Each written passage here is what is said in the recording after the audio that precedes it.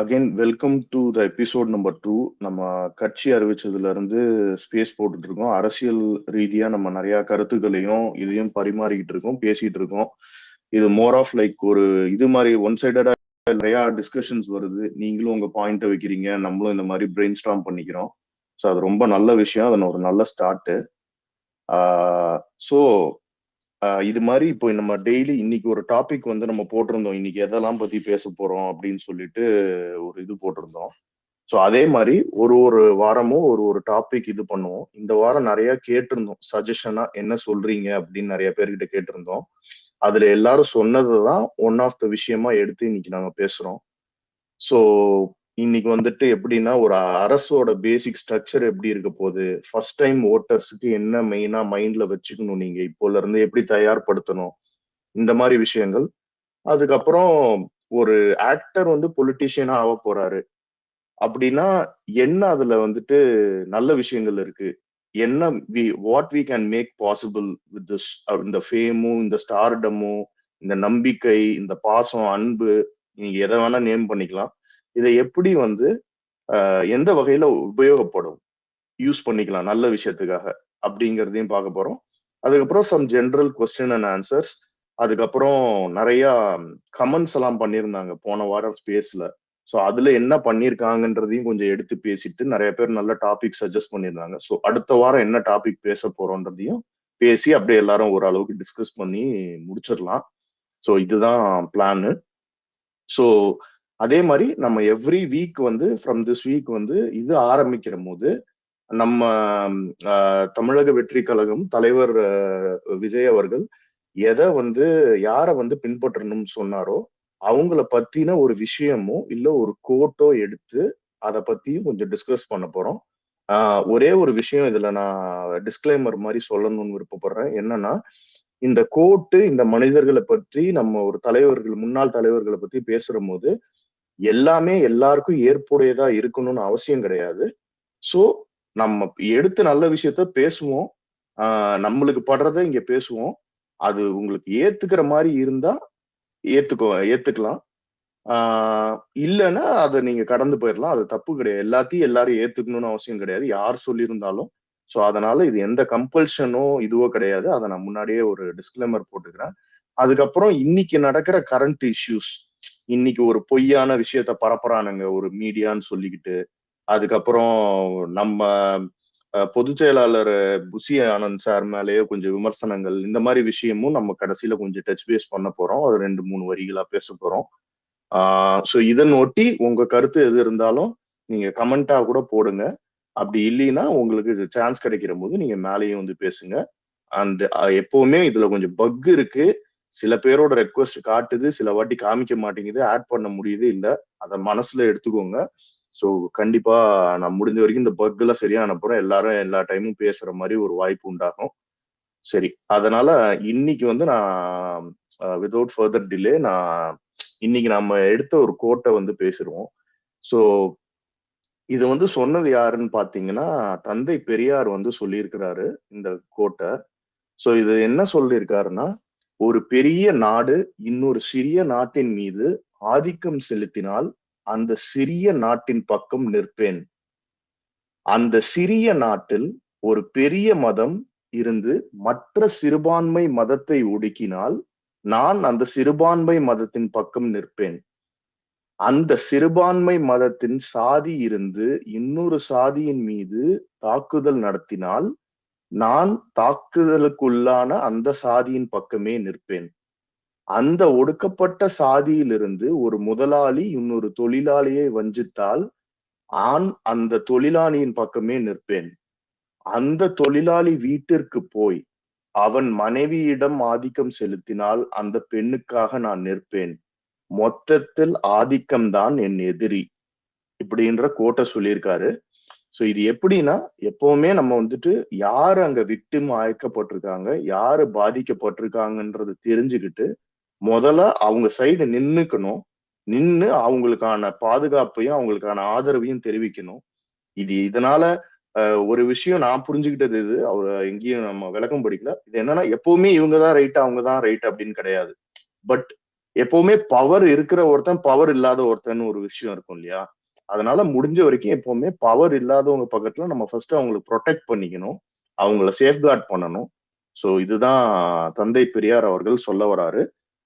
Again இந்த கருத்து கரெக்டா தான் எடுத்துக்கலாம். இதுல என்ன விமர்சனம் இருந்தா அதை சொல்லலாம் நீங்க அப்புறமா. ஸோ ஸோ இதை நான் முடிச்சுட்டேன்.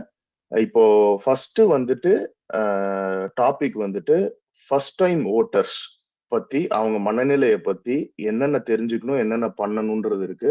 ஸோ அதை அந்த டாபிக் வந்து இப்போ அலெக்ஸ் பேசுவான். அவன் நிறைய ரெஃபரன்ஸ் இப்போ பேசுவான். நீங்க ஃபர்ஸ்ட் டைம் ஓட்டர்ஸ் பற்றி ஃபர்ஸ்ட்டு நான் சொல்கிறது ஏன்னு கேட்டால், போன எலெக்ஷன் ஒரே ஒரு வாட்டி மட்டும் தான் ஓட்டு போட்டிருக்கேன். எனக்கு இதான் 22 ஏஜ் ஆகுது, எல்லாருக்கும் தெரியும். மேட்ரு என்னன்னா, படிக்கும்போது அப்போ தான் காலேஜ் செகண்ட் இயர் அந்த டைமில் வந்துட்டு இந்த இந்த எண்டில் வந்துட்டு ஒரு எலெக்ஷன் வந்துச்சு. எல்லாருக்கும் அப்போ என்ன மைண்ட் செட்னா, எடப்பாடி வந்துட்டு ஆல் பாஸ் போட்டார், அவருக்கு ஓட்டு போறான்னு ஃப்ரெண்டு சொல்லுவான். வீட்டுக்கு போனா வந்துட்டு ஏடிஎம்கேக்கு போடு இல்லை டிஎம்கேக்கு போடுன்னு யாராவது ஒருத்தன் கொலாப்ஸ் பண்ணி விட்டுருவாங்க. எல்லாத்தையும் கேட்டுட்டு போயிட்டு யாருக்கு ஓட்டு போன்னு கேட்டேன், நோட்டா கம்மிக்கிட்டு வந்துட்டேன். எனக்கு என்ன எல்லாம் கேட்டாங்க, இவ்வளோ இப்போ ரீசெண்டாக ஸ்பேஸில் கூட நான் நிறைய சொல்லியிருந்தேன், என்னடா நோட்டாக்க போட்டிருக்க, ஓட்டு வேஸ்ட் பண்ணிட்டியடா அப்படின்னு. எனக்கு தெரியாது, ஏன்னா யோசிச்சேன் அப்போ. ஏன்னா இப்போ நான் ரெண்டுத்தையும் பார்த்துட்டேன். நான் அவ்வளோதான், அந்த ஏஜுக்கும் இதுக்கும் பார்த்தா வளர்ந்து வந்து ரெண்டுத்தையும் பார்த்துட்டேன். ஏடிஎம்கேவும் என்ன பண்ணியிருக்கானுங்க, டிஎம்கே என்ன பண்ணியிருக்கான்னு பார்த்துட்டேன். எனக்கு தோணல, என்ன இவங்க சொல்கிறத பார்த்தா ரெண்டுத்துக்கும் ஓட்டு போட தோணல. மூணாவது கட்சி எதுன்னு பார்த்தா நிறைய பேர் நின்னாங்க, அதான் அப்போல்லாம் இந்த கமல் இது நின்னாங்க, யாருக்கும் ஒன்றும் தோணல. சரின்னு சொல்லிட்டு நோட்டாக்க போட்டேன். அதான் அந்த மாதிரி இது. ஆனால் இப்போ இருக்கிற இப்போ வர்றவங்களை வந்துட்டு மைண்ட் செட் பார்த்தா எதுக்கு ஓட்டு போடணும்னு மைண்ட் செட் வரும். இப்போ சில பேர் வந்துட்டு எவ்வளோ இப்போ காலேஜ் படிக்கிறவங்க கூட வந்துட்டு ஏன் 2025 எண்டில் கூட வந்துட்டு ஆல் பாஸ் கூட போட்டு விடலாம், டிஎம்கேவே சொல்கிறேன். அந்த டைமில் வந்துட்டு இல்லை ஆல் பாஸ் போட்டிருக்காங்க, போயிட்டு ஓட்டெல்லாம் போடணுன்னா கண்டிப்பாக போடாதீங்க, ஏன்னா எல்லாம் சும்மா வந்துட்டு இது பண்ணுறதுக்கு தான். அதே தான். இன்னொன்று, இப்போ எதை பார்த்து ஓட்டு போடணும்னு கேட்டால் ஃபஸ்ட்டு கொள்கை. ஏன்னா கொள்கைன்னு இருப்பாங்க, கொள்கைன்னா என்னன்னு எனக்கு கூட தெரியாது அப்போல்லாம், அந்த டைம் கூட, இது ஒரு 2 வருஷத்துக்கு முன்னாடி. இப்போ இது லாஸ்ட்டாக எடுத்து பார்த்தா கூட ஒன்றும் இல்லை, கல்வி, சுகாதாரம், வேலைவாய்ப்பு, இந்த மாதிரி நிறைய இருக்கும். அக்ரிகல்ச்சரு இதில் காமெடி என்னன்னா, விவசாயி தான் முதுகெலும்புன்னு சொல்லுவானுங்க, ஆனால் எதுவும் பண்ண மாட்டான், சும்மா விவசாயம் முதுகெலும்பு சொல்லிட்டு போயிட்டே இருப்பான். சுற்றுச்சூழல் பாதுகாப்புன்னு சொல்லுவார் போல, ஆனால் 8 வழிச்சாலையிலேருந்து என்ன வந்துச்சு எல்லாம் எதுக்குன்னு தெரியும். இருக்கிற ரோடே ஒழுங்கா போட முடியல, இதில் 8 வழிச்சாலைன்னு மாஸ்க் காட்டுவாங்க, அது இன்னும் சூப்பராக இருக்கும், அதெல்லாம் இன்னும் செம்மையாக இருக்கும். அதெல்லாம் இது அப்போல்லாம் அதான் நம்மளுக்கு இதெல்லாம் தெரியாது, நம்மளாம் என்ன நியூஸ் சேனலாக பார்க்கவும் மாட்டோம். ஆனால் இதில் மெயின் ஹைலைட் என்னன்னா, இந்த தலைமை வந்துட்டு இப்போ எல்லாம் சொல்கிறாங்க புஷியானது, தான் எல்லாருக்கும் தெரியும், இந்த லூஸ் டாக்ஸ்லாம் வருது, இதுதான் இந்த வேட்பாளர்கள் அப்புறம் தலைமை இதுன்னு. ஃபர்ஸ்ட் ஒரு கட்சிக்கு என்னன்னா, இப்போ தளபதி அரசியல் வராரு, ஆக்டர் தான், பாலிட்டிஷியனோ எதுவும் எக்ஸ்பீரியன்ஸோ வந்துட்டு தளபதிக்கு இல்லை. ஆனால் புஷியானந்துக்கு வந்துட்டு பாலிடிக்ஸ் அந்த எக்ஸ்பீரியன்ஸ் இருக்குது, எக்ஸ்பீரியன்ஸ் இருக்கிறனால தான் வந்திருக்காரு. ஆனால் இதில் ஹைலைட் என்னன்னா, சில பேர் என்னடா இது மீடியா பார்த்து கத்தினுறாரு, என்னடா இது அசிங்கமா கூட சொல்லல, சாரி, அது அதெல்லாம் டிஎம்கே பேசுறாரு, அதான் ரொம்ப கத்தி ஹார்ஷா பேசுறாரு, ஃபேன்ஸ் அடிக்கிற அந்த மாதிரி சொல்லியிருந்தா இத்தனை பேர் பண்றவங்க ஒரு நல்லது பண்றது யாருக்கும் தெரியாது. ஒன்றும் இல்லை, இப்போ நானே சில டைம் கேட்பேன், புஷியானது கூட சில டைம் எனக்கும் பிடிக்காது, ஏன்னா இவ்வளோ நல்லது பண்ணிட்டு சில டைம் வந்துட்டு ஏதோ ஒரு சின்ன தப்பு பண்ணா கூட அந்த தப்பை பெருசை காட்டுருவாங்க. டிஎம்கேவா தான், இப்போ புஷியானந்தே நம்ம சைடு கூட திட்டின்னு தான் இருந்தாங்க. அதான், ஆனால் எக்ஸ்பீரியன்ஸ் தான், அதான் சொல்லுவார், பேக்ரவுண்டு மட்டும்தான் வந்துட்டு பேசுவாங்க. அது கொஞ்சம் இது ஃபியூச்சர் பிளான்ஸ்னு வந்துட்டு பார்த்தா அது இனிமே தான் சொல்லுவாங்க எனக்கு. இப்போ இவங்க வந்துட்டு ஈசிஆர் சரவணுக்கு வந்துட்டு தராங்க, சீட்டு யாரை கொடுத்தா நம்மளுக்கு என்ன. இன்னொன்று, இது எல்லாத்தையும் தாண்டி எக்ஸ்பீரியன்ஸ் ஆளுங்களுக்கு மட்டும்தான் சீட்டு கொடுப்பாரு தளபதி, புரியுதா? ஆசை காட்டுறது வேற, சீட்டு தர்றது இவங்க எல்லாருக்கும் எக்ஸ்பீரியன்ஸ் ஆளு மட்டும் தான் நம்ம தளபதி தருவார். விஜய் மேல இருக்கிற நம்பிக்கை மட்டும்தான் இங்க தளபதி மக்கள் இந்த கட்சியை தவிர வேற யாரும் இல்லை, அது ஒண்ணு. இன்னொன்னு, தேர்தல் அறிக்கைன்னு ஒண்ணு விடுவாங்க, அது எல்லாருக்கும் தெரியும். டிஎம்கே இருக்கும், ஏடிஎம்கே இருக்கும், எல்லாம் அதான். இதுக்கு முன்னாடி டிஎம்கே எல்லாம் என்ன தேர்தல் அறிக்கை விட்டாங்கன்னு எல்லாருக்கும் தெரியும், ஏடிஎம்கே என்ன விட்டாங்கன்னு தெரியும். இது பண்றேன், அது பண்றேன், எய்ம்ஸ் கட்டுறேன், நீட்டை ஒழிக்கிறேன். அதான் இதுல ஹைலைட் என்னன்னா, ஃபர்ஸ்ட் தேர்தல் அறிக்கையில அதான் யாரும் இது இப்போ நியூஸ்லாம் இப்போ எல்லாம் பாருங்க, அப்பெல்லாம் படிக்கலாம் தேவையில்லை. ஃபர்ஸ்ட் ப்ராக்டிக்கலா யோசிக்கணும். இப்ப நீட் அழியறன்னு சொல்றாங்களே, இது முடியுமான்னு யோசிக்கணும் ஃபர்ஸ்ட். புரியுதா?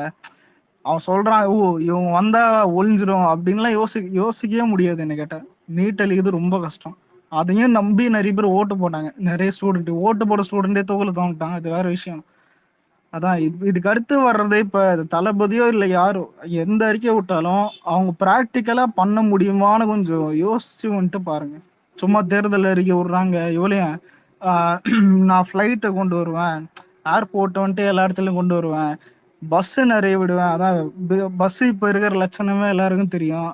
அதான் இதுக்கு முன்னாடி விட்ட அறிக்கை எல்லாமே. இதுல இன்னொன்னு என்ன சொல்றது என்னன்னா, ஊழலுக்கு இது வரைக்கும் ஊழலுக்கு அகேன்ஸ்டா நிக்கிறேன்னு யாரும் நான் தெரில, நிறைய பேர் சொல்லி நான் கேட்டதில்லை. சொன்னாலும் வந்துட்டு நடக்க போறதும் இல்லை. நாளுக்கு நாள் வந்துட்டு அகேன்ஸ்டா போயின்னு தான் இருக்குது ஃபுல்லா. கவர்மெண்ட் ஹாஸ்பிட்டல் வந்துட்டு அதிக ஃபெசிலிட்டிஸ். இன்னொன்று, கவர்மெண்ட் ஹாஸ்பிட்டல்லாம் படத்துல வந்துட்டு மொக்கையா காட்டுவான்.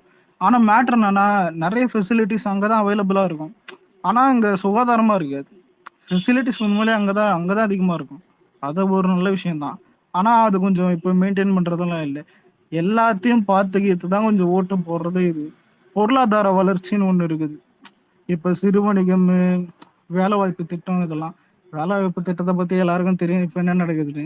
அதான் நெக்ஸ்ட் லெவல்ல அது என்ன போகணும் அப்படின்னு ஒண்ணுதான் வந்துட்டு இதெல்லாம் பார்த்துதான் ஓட்டு போடணும்னு கேட்டா. மேக்சிமம் இதெல்லாம் கேட்கறதுக்கு அப்ப அப்படியே ஒரு மாதிரி இருக்கும். என்னடா இது இவ்வளவு விஷயமா அப்படிலாம் கேட்டா, இது ஃப்ளோல ஒண்ணும் இல்லை. ஒரு எலெக்ஷனுக்கு ஒரு 10 நாள் முன்னாடி போய் அந்த டிவி போட்டாலே தெரிஞ்சிடும். என்ன கேட்டா டிவியோ இல்ல ஏதாவது நீங்க ஃபாலோ பண்ணும்போது இது தெரியும். இது பார்க்கும்போதே உங்களுக்கு ஒண்ணு புரியும், யாருக்கு ஓட்டு போடணும் யாருக்கு ஓட்டு போடக்கூடாதுன்னு. இது எல்லாத்தையும் தாண்டி காசு வாங்கிட்டு ஓட்டு போடுறதுன்னு ஒண்ணு இருக்குது. என்ன கேட்டா எல்லார் கண்ணையும் மறைச்சிரும். உண்மைதான்.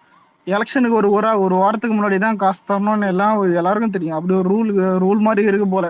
அப்படிதான் அவங்க இது வரைக்கும் நடந்துனுக்குது. அந்த காசை பார்த்தோன்னே மறந்துடும் எல்லாமே. ச்சே, இன்னொன்னு, இப்பெல்லாம் காசு வாங்கிட்டு ஓட்டு போடுறது வேணா கற்பூரம் வச்சு சத்தியம் பண்றாங்க. சத்தியம் பண்ணாதான் காசு தருவேன், அப்பதான் ஓட்டு போடுவேன். அது ஒண்ணு அப்படி ஒண்ணு போயினுக்குது. அதான் இப்போ இதெல்லாம் தாண்டி வந்துட்டு பார்ட்டிசிபேட் பண்றது. இப்போ இன்னொன்று, ஜல்லிக்கட்டுக்கு தளபதி சப்போர்ட் பண்ணது அவர் எல்லாம் வந்துட்டு இப்போ அரசியல் வரணும்னு அவசியம் இல்லை. ஸ்ரீலங்காக்கு இங்க வந்துட்டு மறியல் பண்ணது, இது எல்லாமே நிறைய விஷயம் அரசியலுக்காக மட்டும் தளபதி பண்ணல. அது ஒண்ணு மட்டும் எல்லாருக்கிட்டையும் சொல்றேன். ஏன்னா இப்ப இதுக்கப்புறம் எது பண்ணாலும் விஜய் வந்துட்டு அரசியலுக்காகன்னுவாங்க. விஜய் வந்துட்டு காசு கொடுத்தாலும் அரசியல், விஜய் வெளியே வந்தாலும் அரசியல், விஜய் பேசினா அரசியல், எல்லாம் அரசியல். முன்னாடி பண்ணதெல்லாம் அரசியலே கிடையாது. முன்னாடி பண்ணணும்னு அவருக்கு அவசியமும் கிடையாது. ஒருத்தர் நல்லவர்னா அது சும்மா வாயால இல்லை, அது சொல்ற செயல்ல தான் இருக்குது. இப்ப நாளைக்கு ஒரு பிரச்சனை நடக்குதுன்னா அதை பார்ட்டிசிபேட்டு நம்ம கட்சியில வந்துட்டு யார் பண்ணாலும் சரி, ஹெட் பண்ணாலும், ஆனா எல்லாரும் பண்ணுவாங்க. அது பண்றாங்களான்னு பாருங்க. இப்ப எதிர்கட்சி வந்துட்டு பண்றான்னா அது வேற விஷயம். நம்மளது வந்துட்டு பண்றோம்னா அது ஹார்ட்டா தான் பண்றோம். ஹார்ட் இதுவா அது ஒண்ணு.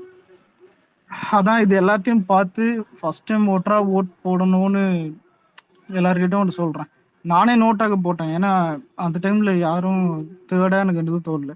ஆனா இப்ப தேர்டா சொல்றதுக்கு பதிலா தளபதி புதுசா வரனால கண்டிப்பா தளபதி வந்துட்டு கண்டிப்பா ஜெயிப்பாருன்னு எனக்கு ஒரு ஃபீல். ஜெயிக்கிறத தாண்டி ஒரு நல்லது பண்ணுவாருன்ற ஒரு ஃபீல் எனக்கு வருது பர்சனலா.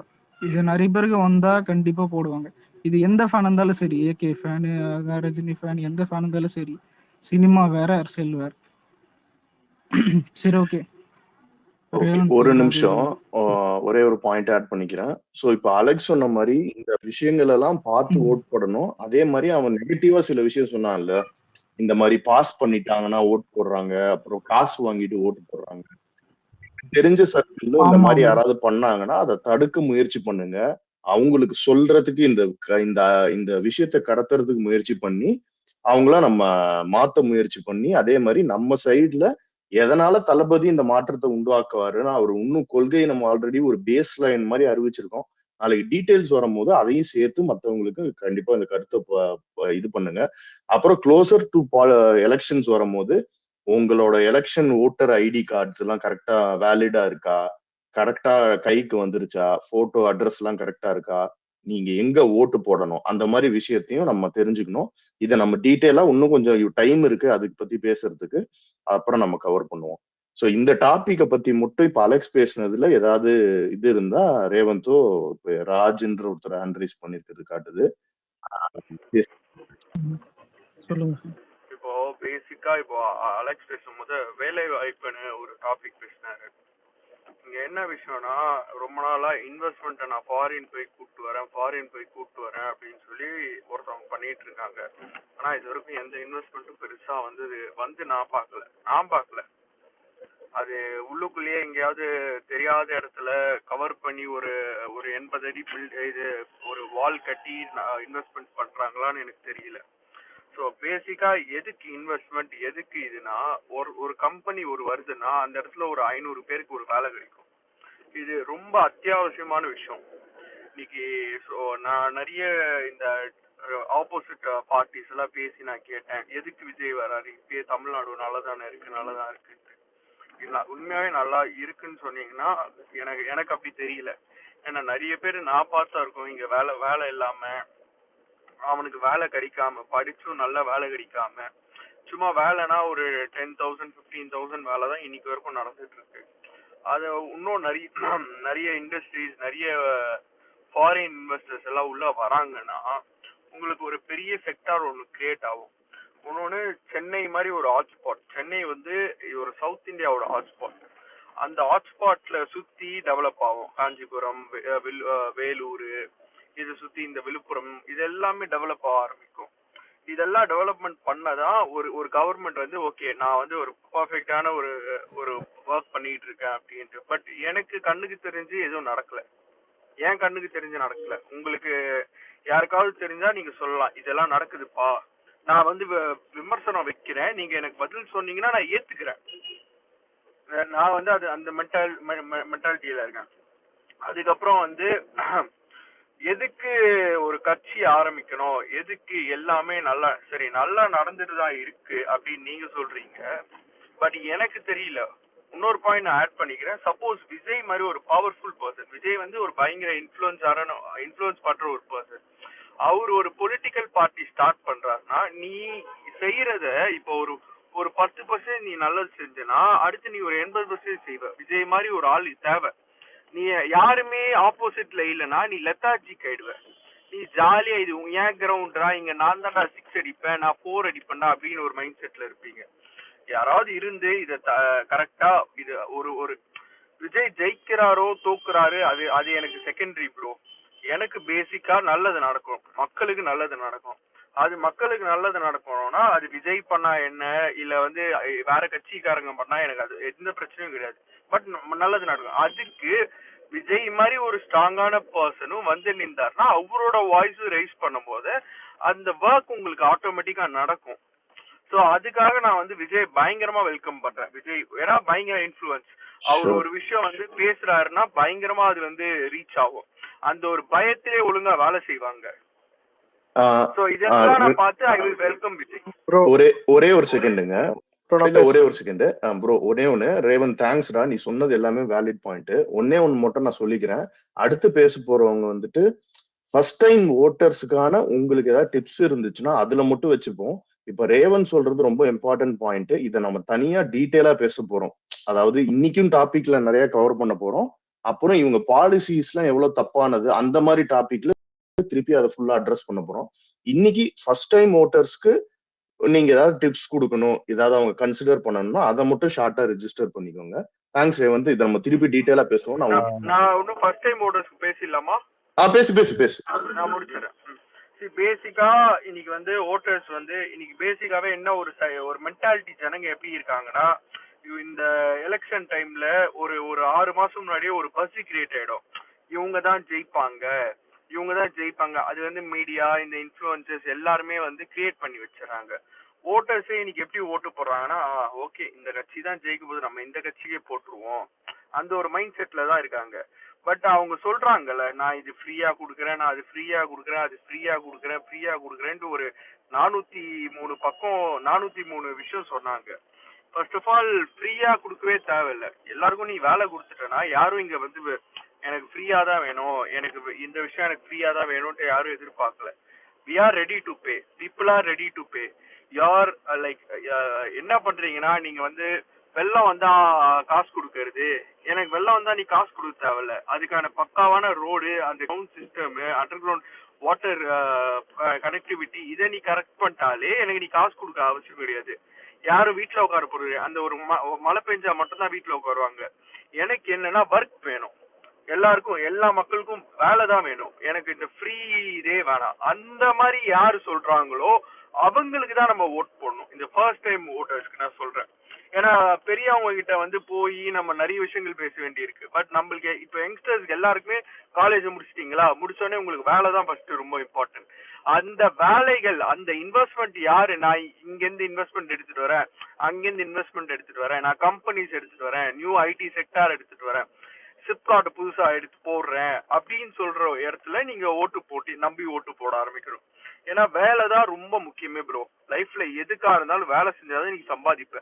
சம்பாதிச்சா எவன் காசும் நீ ஃப்ரீயா எதிர்பார்க்க தேவையில்ல. நீ பஸ் ஃப்ரீயா விட்டுட்டா இல்ல நான் பே பண்ணிக்கிறேன். அதே மாதிரி நான் பே பண்றேன், எனக்கு நல்ல பஸ் கேளுங்க. நீங்க இந்த இட்டு போன பஸ், உடஞ்சு போன பஸ் எனக்கு தேவையில்ல ஃப்ரீயா. இதெல்லாம் நீங்க பாருங்க. எவன் ஃப்ரீயா குடுக்கறானோ கண்டிப்பா அதுல வந்து ரொம்ப கேவலமா, எப்படி சொல்றது, குவாலிட்டி ரொம்ப கேவலமா இருக்கும். அது கரெக்டா அதுல நிறைய விஷயம் இருக்கு. நான் அந்த உனக்கு டிஎம் பண்ணிக்கிறேன். புரியல ப்ரோ. ஓகே ப்ரோ பேசலாமா ப்ரோ? நான் ரிலேட்டட் டாபிக் ஹலோ ஓகே, ஒரே நிமிஷம் ப்ரோ. நான் ரெண்டு பாயிண்ட் மட்டும் தான் இந்த டாபிக் ரிலேட்டடா ஒரு ரெண்டு பாயிண்ட் நான் கவர் பண்ணிக்கிறேன். டிஎன் எலெக்ஷனா இருக்கட்டும், இல்ல எந்த ஒரு எலெக்ஷனா இருந்தாலுமே ஃபர்ஸ்ட் டைம் ஓட்டர்ஸ் தான் வந்து ஒரு ஸ்ட்ராங் பேஸ்மெண்ட். அதாவது எந்த பார்ட்டி ஜெயிக்க போகுது அப்படிங்கறது ஒரு டிசைடிங் அத்தாரிட்டிங்கிற மாதிரி சொல்லுவாங்க. ஏன்னா ஃபர்ஸ்ட் டைம் ஓட்டர்ஸ் தான் இன்ஃப்ளூயன்ஸ் ரொம்ப ஆகுவாங்க, பயங்கரமா இன்ஃப்ளூயன்ஸ் ஆவாங்க. அவங்களுக்கு என்ன டிசைட் பண்றதுன்னு தெரியாது. யாருக்கு கரெக்டா போய் நம்ம போல் பண்ணணும், நம்மளோட ஓட்டை எப்படி போல் பண்ணணும்னு தெரியாது. ஒருத்தன் ஃப்ரெண்ட்ஸ் சொல்றதை கேட்பான், ஒருத்தவங்க ஃபேமிலியில உள்ளதை கேட்பாங்க, ஒருத்தவங்க நெய்பர்ஸ், ரிலேட்டிவ்ஸ். இல்ல நீ எதுக்குடா போட்ட, நானும் அதுக்கே போட்டேன்டா, நீ நோட்டாவுக்கு போட்டடா, நானும் நோட்டாவுக்கே போட்டேன்டா அப்படிங்கிற கேஸ்ல வந்து நிறைய கேஸ் இந்த இது போயிடும். பட் நீங்க வந்து பாத்தீங்கன்னா எல்லா எலெக்ஷன்லயுமே எந்த கட்சி புதுசா ஆரம்பிச்சு இப்போ அந்த ஒரு எலெக்ஷன்ல வந்து பார்ட்டிசிபேட் பண்றாங்களோ அந்த கட்சிக்கு தான் மேக்சிமம் ஃபர்ஸ்ட் டைம் ஓட்டர்ஸோட போல் வந்து ரிஜிஸ்டர் ஆகும். இது வந்து டேட்டா ஃபேக்சுவலா தான் சொல்றேன், நிறைய ரிப்பீட்டடா இது நடந்திருக்கு. ஸோ அந்த பேசிஸ்ல ஃபர்ஸ்ட் டைம் ஓட்டர்ஸோட சப்போர்ட் வந்து இந்த டைம் வந்து டிவிகேக்கு பயங்கர ஸ்ட்ராங்கா இருக்குங்கிறது என்னோட நம்பிக்கை. அது வந்து அவங்க மட்டும் பண்ணாம எனக்கு தெரிஞ்சு ஃபர்ஸ்ட் டைம் இப்ப என்னன்னா நம்ம பீப்புள்ஸ் வந்து ஃபர்ஸ்ட் டைம் ஓட்டர்ஸை இன்ஃப்ளூயன்ஸ் பண்ணுவாங்க. ஃபர்ஸ்ட் டைமா இந்த வாட்டி எப்படி நடக்கும்னு நான் யோசிக்கிறேன்னா, ஃபர்ஸ்ட் டைம் ஓட்டர்ஸ் வந்து அவங்க வீட்டுக்குள்ள போய் அவங்க இன்ஃப்ளூயன்ஸ் பண்ணுவாங்க அப்படிங்கிற மாதிரி எனக்கு இந்த வாட்டி ஒரு கட் ஃபீல் சொல்லுது. எப்படின்னா நம்ம வீட்டுல இருக்கிறவங்களே இப்போ வேற அதர் பார்ட்டிஸ்க்கு வந்து ரொம்ப லாயலா ஓட் போட்டுட்டு இருப்பாங்க. அந்த மாதிரி கேஸ்ல வந்து இந்த டைம் ஃபர்ஸ்ட் டைம் ஓட்டர்ஸ் போய் அவங்க வீட்டுக்குள்ள புகுந்து அவங்க பயங்கரமா இன்ஃப்ளூயன்ஸ் பண்ண போறாங்க அப்படிங்கிற மாதிரி ஒரு கட் ஃபீல்ஸ் வருது. அதை பேஸ் பண்ணி தான் நம்ம வந்து ஒரு மெட்ரிக்ஸ்லாம் நம்ம சொல்றோம். இவ்வளோ வந்து ஸ்டேட்டவே வந்து 20% ஓட்டோட உள்ள வராருப்பா அப்படிங்கிறதுலாம் வந்து பயங்கர ஸ்ட்ராங்காவே வந்து சில பேர்லாம் சொல்றாங்க. ஸோ அதெல்லாம் எப்படி சொல்றாங்கன்னா, அவர் வந்து 30 வருஷமா எப்படி வந்து மக்கள் மனசுல இடம் பிடிச்சாரோ, யங்ஸ்டர்ஸ் மத்தியில ஒரு இடம் பிடிச்சாரோ, அது வந்து ஒரு ரிஃப்ளெக்ஷனா ஆகும் அப்படிங்கிற பேசிஸ்ல தான் இன்னைக்கு யாருமே வந்து 20% ஓட்டோட உள்ள என்ட்ரி ஆகிறப்ப 20% ஓட்டோட யாருமே என்ட்ரி ஆனதே கிடையாது அப்படிங்கிறது ரொம்ப ஸ்ட்ராங்கா பிலீவ் பண்றாங்க. அது எதுக்கு அதை நான் இந்த பாயிண்டோட ஏன் ரிலேட் பண்றேன்னா, ஃபர்ஸ்ட் டைம் ஓட்டர்ஸ் பயங்கரமா போய் அவங்க வீட்டுக்குள்ள இன்ஃப்ளூயன்ஸ் பண்ண போறாங்கிறது தான் இந்த வாட்டியோட நிதர்சனமா கண்டிப்பா இருக்க போகுது. நம்ம பெருசாலாம் யாரும் ஃபர்ஸ்ட் டைம் டிஸ்கிரிப்டிவ் கொடுக்க வேண்டாம்னு எனக்கு தோணுது. அவங்க பயங்கர கிளியரா இருக்க போறாங்கன்னு தான் எனக்கு தோணுது. ஒரே ஒரு செகண்ட். அதே மாதிரி பிரதர், அந்த 20%ங்கிறது நம்ம மீடியாவை நம்பணும்னு அவசியம் கிடையாது. நம்மளை பொறுத்த வரைக்கும் எனக்கு தெரிஞ்சு அந்த பர்சன்டேஜ் வந்து ரொம்ப மிகவும் அதோட ஜாஸ்தியா இருக்கும்னு நினைக்கிறேன். சோ அத மட்டும் வச்சுக்கலாம். ஒரு இதுக்காக சொன்னேன். அதுவும் எதுக்காக சொன்னா லாஸ்ட் டைம் எலெக்ஷன்ல வந்து 74% வந்து போல இருக்கு. அதுவுமே இந்த வாட்டி 80 to 85% போல் ஆகும், ஷுவரா ஆகும் அப்படிங்கிற ஒரு ஃபீல் இருக்கு. எல்லாமே டிபெண்ட்ஸ் கண்டிப்பா அப்பான் கண்டிப்பா தளபதி அப்படிங்கிறது மட்டும்தான். ஸோ இதெல்லாம் ஷூர் வந்து ஒரு ஃபேக்டர்ஸா வச்சுதான் ஃபர்ஸ்ட் டைம் மோட்டர்ஸ் தான் இன்ஃப்ளூயன்ஸே பண்ண போறாங்க மொத்தமாவே அப்படிங்கிறது தோணுது எனக்கு. கண்டிப்பா கண்டிப்பா ப்ரோ. கண்டிப்பா அடுத்து யாரோ இப்போ பேசுறாங்க அவங்க ப்ரோ ராஜ் பேசுங்க. பிரகாஷ். ராஜ் ப்ரோ இப்போ ஃபர்ஸ்ட் டைம் மோட்டார்ஸ் பத்தி பேசுனதுனால சொல்றேன். இப்போ இங்க வந்து ஃபர்ஸ்ட் டைம் மோட்டார்ஸ்க்கு வந்து என்ன என்ன விஷயம் பிரச்சனையா இருக்குன்னா, இந்த இடத்துல வந்து அவேர்னஸா இருக்க மாட்டாங்க. ஏன்னா இப்போ ஃபர்ஸ்ட் டைம் நான் எதை தெரிஞ்சுக்கணும் அப்படின்னு வரும்போனா, இந்த பாலிடிக்ஸோட பேசிக்கான ஸ்ட்ரக்சர், அதாவது இந்த கவர்மெண்ட் வந்து எப்படி ரன் ஆகுது. நிறைய பேருக்கு இங்க வந்து எம்எல்ஏக்கு எவ்வளவு பவர் இருக்கு, எம்பிக்கு எவ்வளவு பவர் இருக்கு, ஒரு கவுன்சிலருக்கு என்ன பவர் இருக்கு, அது தெரியவே இல்லை. இப்போ இது எதனால இதை நான் சொல்றேன் அப்படின்னா, இப்போ ஒரு ஒரு கவர்மெண்டோட மேனிஃபெஸ்டோல வந்து நீட்டை ஒழிப்பேன் அப்படின்னு சொல்லி இன்னைக்கு இருக்குதுன்னு வச்சுக்கோங்களேன். அது அவங்களால ஒழிக்க, இப்போ அலெக்ஸ் கூட அதை கோட் பண்ணாரு, அது அவங்களால அதை ஒழிக்க முடியுமா, அந்த பவர் இருக்குதாங்கிறதுக்கு அதுக்கு முதல்ல இவனுக்கு அவேர்னஸ் இருக்கணும். இந்த 18 ஏஜ் இருக்கவங்களுக்கு எல்லாம் அதை ஃபர்ஸ்ட் ஒழிக்க முடியுமா, அந்த பவர் வந்து இங்களுக்கு இருக்கா, இது சென்ட்ரல்ல பவர் இருக்கு, இது நம்ம சவுத்துல இருந்து நம்ம என்ன பண்ண முடியும், என்ன வாய்ஸ் ரைஸ் பண்ண முடியும், என்ன பண்ண முடியும். ஸோ வந்து ஒரு கவர்மெண்டோட ஒரு ஒரு பொலிட்டிஷியனோட பவர் என்னன்றதை தெரிஞ்சுக்கணும். ஸோ எம்எல்ஏனா யாரு, அதுவே இங்க நிறைய பேருக்கு தெரியல. சும்மா கிடையாது. இப்போ வந்து ஒரு 18 ஏஜ் ஆயிடுச்சு, ஒரு பாலிடிக்ஸ் வந்து எப்படி ரன் ஆகுது அப்படிங்கிறது வந்து பேசிக்கே இங்க நிறைய பேருக்கு அவேர்னஸ் இல்லாம இருக்கு. என்கிட்ட எம்எல்ஏனா என்னடா பண்ணுவாங்க அப்படின்னு என்கிட்ட ஒருத்தன் கேட்கறான், எம்பினா என்னடா பண்ணுவாங்க அப்படின்னு என்கிட்ட ஒருத்தன் கேட்கறான். ஸோ இதையெல்லாம் ஃபர்ஸ்ட் தெரிஞ்சுக்கோங்க, இதையெல்லாம் ஃபர்ஸ்ட் தெரிஞ்சுக்கணும்.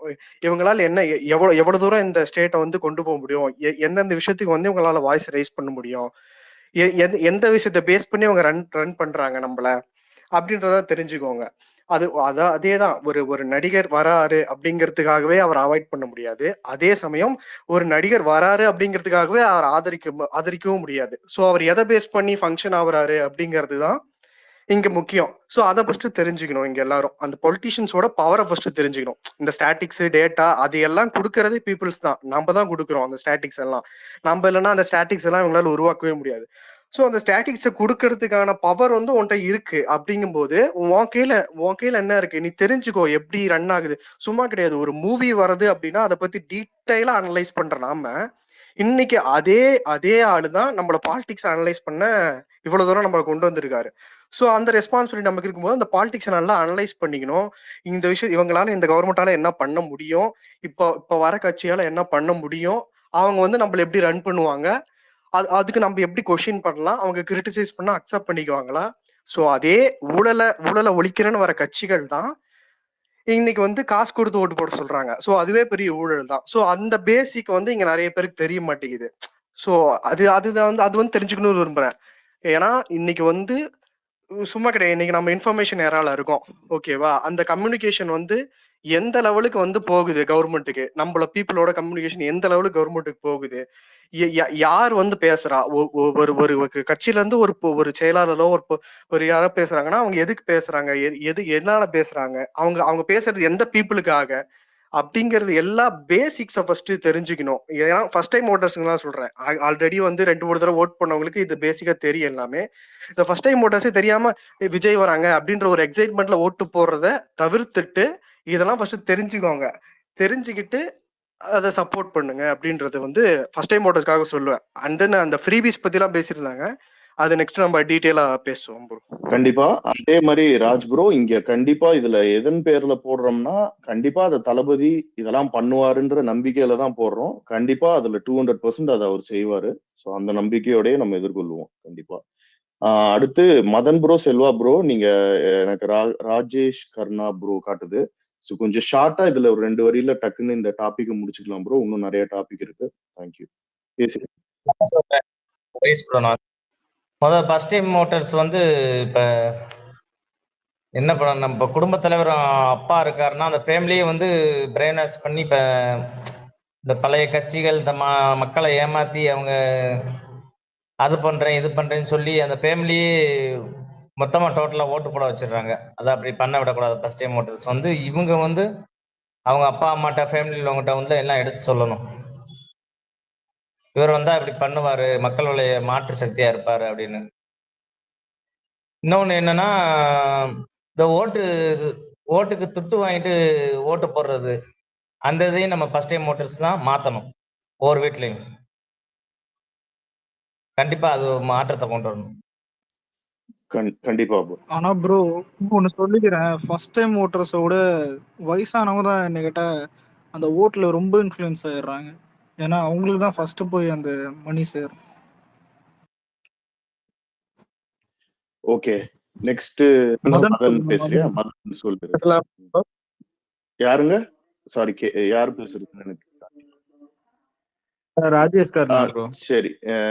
மதன் பேசிடுவாரு, நீங்க பேசிருங்க ப்ரோ. Okay Madan, bro. நீ இதுல ஷார்ட்டா முடிச்சிரு. நான் டேட்டா மட்டும் சொல்லிட்டு ஸ்டார்ட்டாக முடிச்சிடுறேன் ஹரிஷ் ப்ரோ. இந்த வரக்கூடிய பாராளுமன்ற எலெக்ஷனில் 1,98,00,000 பேர் யங்ஸ்டர் 18லேருந்து 19 வயசு, ஓகேவா? ஓவரால் இந்தியாவுக்கு அதில் தமிழ்நாடோட கான்ட்ரிபியூஷன் வந்து 1,95,000 நினைக்கிறேன், ஓகேவா? இன்னைக்கு ஐ மீன் நேற்று வரைக்கும் டேட்டா டைம்ஸ் ஆஃப் இந்தியாவில் போட்டது வந்து இதுதான். ஐ மீன் 1,95,000 நினைக்கிறேன், அந்த ஓட்டர்ஸ் தான்.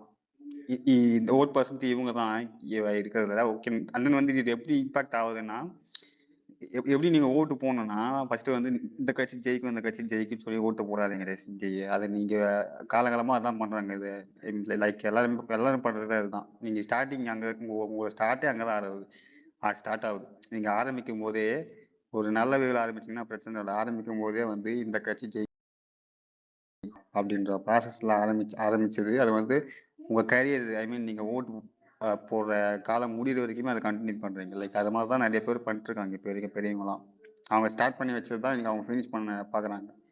அதை நீங்க பண்ணாதீங்கன்னு சொல்றேன். லைக் ஓகேவா, நீங்க யோசிச்சுன்னா பண்ணுங்க, என்னன்னா பண்ணுங்க. இவங்க ஜெயிப்பாங்க இவங்க தோப்பாங்க அப்படின்னு சொல்லி நீங்க ஓட்டே போடாதீங்க. லைக் ஓகேவா, உங்களுக்கு என்ன தோணுதோ அந்த மாதிரி ஓட்டு போடுங்க. என்ன பேசிஸ்லன்னா உங்களுக்கு வரக்கூடிய காலங்களில் உங்களோட எஜுகேஷன் எப்படியா இருக்கும். லைக் நீங்கள் காலேஜ் படிக்கிறீங்கன்னா உங்கள் காலேஜ் ரிலேட்டடாக எப்படி இருக்கும் உங்கள் எஜுகேஷன் நம்ம தமிழ்நாட்டில், லைக் அந்த மாதிரி. அதில் வந்து ஓவராலாக நம்ம ஐ மீன் எப்படி நம்மளுக்கு கொண்டு போகிறாங்களே, லைக் அட்மாஸ்பியரா, ஐடி ஃபீல்டா, நீங்கள் இருக்க ஃபீல்டை எப்படி அவங்க கொண்டு போகிறாங்க, அந்த அந்த அந்த பேசிஸ்லேயும் ஓட்டு போடுங்க. அண்ட் வந்து அதை வச்சு மட்டும் ஓட்டு போடாதீங்க. லைக் இன்னும் நிறைய பிரச்சனைகள்லாம் இருக்கு தமிழ்நாட்டில், அந்த பிரச்சனைகளை சேர்த்து வச்சு ஓட்டு போடுங்க. இந்த பிரச்சனைலாம் வந்து எப்படி சொல்றது, ஈக்குவாலிட்டி தான் எல்லாமே, ஓகேவா? எனக்கு கிடைக்குது, அவனுக்கு கிடைச்சா என்ன கிடைக்கலாம்னு அந்த பேசிஸ்ல இருந்தா சத்தியமா ஓட்டுலாம் போடவே கூடாது, வேஸ்ட் அது, ஓகேவா? எனக்கு கிடைச்சா அவனுக்கு கிடைக்கணும்.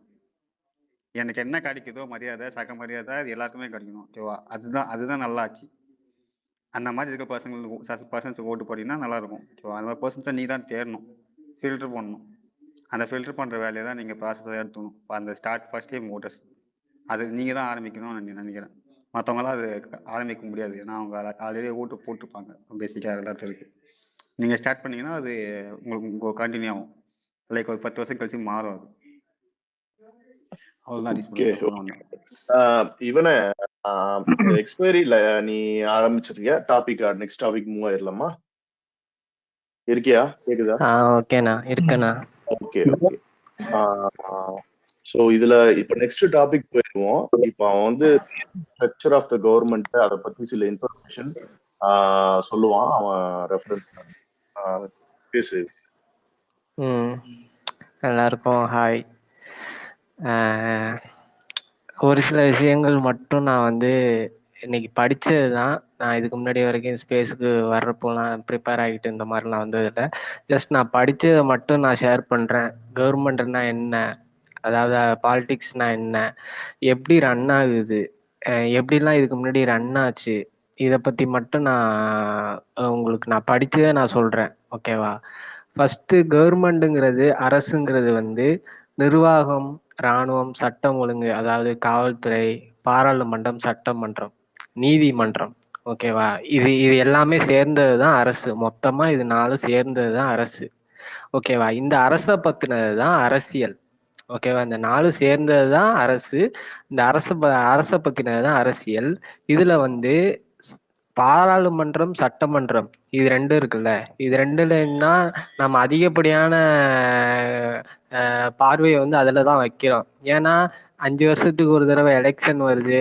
யாரு வந்து நம்மள ஆட்சி செய்ய போறா, இல்ல நம்ம நினைக்கிறவங்க ஆட்சிக்கு வருவாங்களா, இதுல மட்டும்தான் நம்ம வந்து இருக்கமே தவிர, ஆனா எந்த ஆட்சியா இருந்தாலும் சரி, எந்த அரசாங்கமா இருந்தாலும் சரி, எந்த ஒரு நாடா இருந்தாலும் சரி, எல்லா நாடுகளிலையுமே இந்த நிர்வாகம், இராணுவம், நீதிமன்றம், சட்டம் ஒழுங்கு, காவல்துறை இது எல்லாமே பொதுவானது.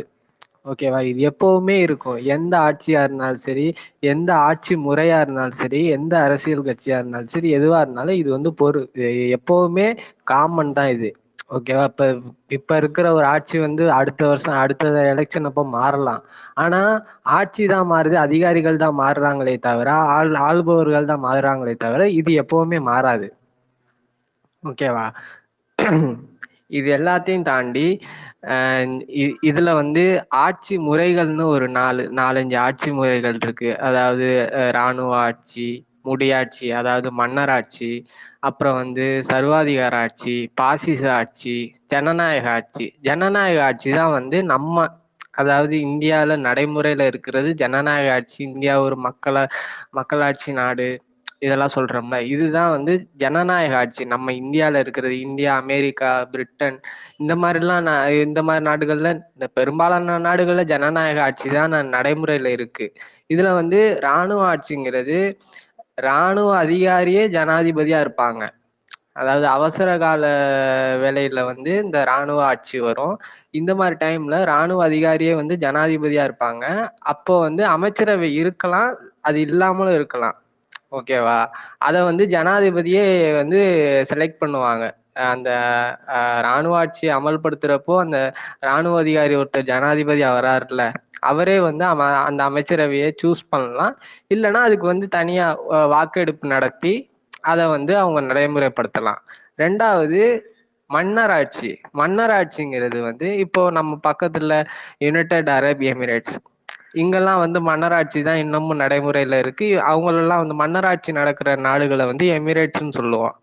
3வது சர்வாதிகார ஆட்சி. சர்வாதிகார ஆட்சிங்கிறது வந்து ஒரு தனிநபர், ஓகேவா, ஒரு தனிநபர் சர்வ வல்லமை படைத்தவரா இருப்பார். அவர் சொல்றதுதான் சட்டம், அவர் சொல்றதுதான் அங்க வாக்கு, அப்படிதான் இருக்கும். ஓகேவா?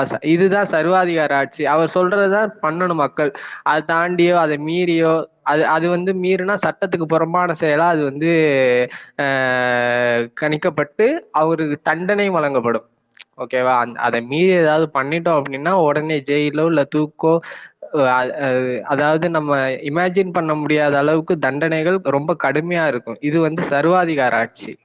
4வது பாசிச ஆட்சி. பாசிச ஆட்சினா வந்து என்னன்னா, இப்போ வந்து இப்போ ஒரு கண்ட்ரி இருக்கு, அந்த கண்ட்ரில இருக்கிற மக்களை வந்து ஒரு போலியான தேசிய உணர்வை தூண்டி, அதாவது எப்படின்னா, இப்போ வந்து நம்ம மட்டும்தான் பெருசு, நம்ம மட்டும்தான் இருக்கணும் அப்படின்னு சொல்லி ஒரு தரப்பான மக்களை வந்து ஒரு போலியா ஒரு உணர்வை தூண்டி, அதே நாட்டுல இன்னொரு தரப்பு மக்களுக்கு எதிராக இவங்களை வந்து தூண்டி விடுறது, ட்ரிகர் பண்றது.